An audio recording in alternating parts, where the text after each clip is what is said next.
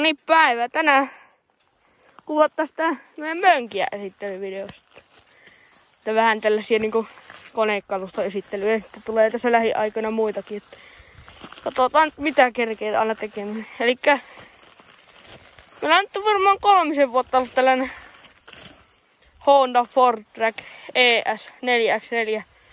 Tää 550, niin 4-veto mönkiä ja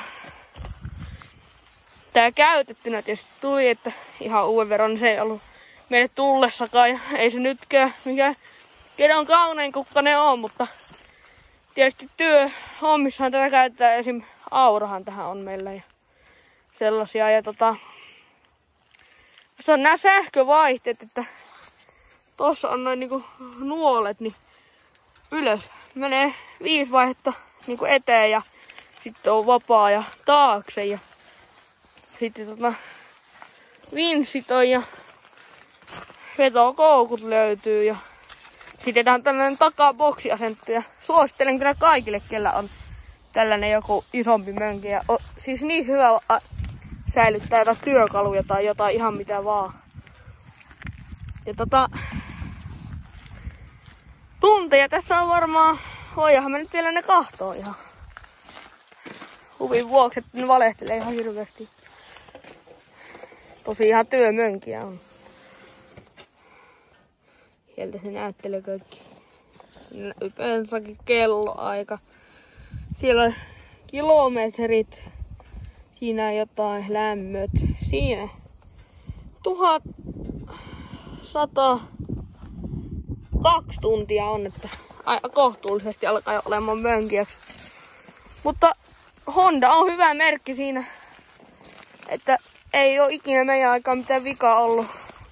Tietysti vähän tällaisia kosmeettisia vikoja on, että on kulunut esim. Tosta ja tosta ei vähän lähtenyt tällaisia alkanut ja tällaisia juttuja, että sitten vähän jarruissa osassa sanauksista ja tosiaan pieniä.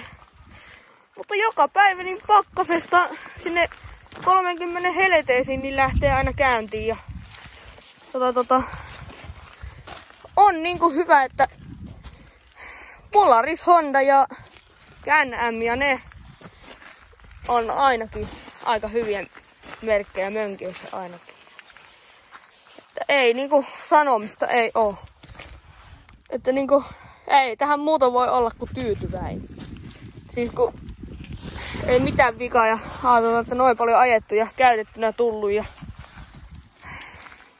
sillain ja työkäytöstä on pukattu muuten oikeasti sitten syvälle lumihankia. On ollut pohjasta kiinni ja ketjutkin tähän taakse on. Ja vähän tältä on tietysti katteita illähtynyt jo halakeilemaan.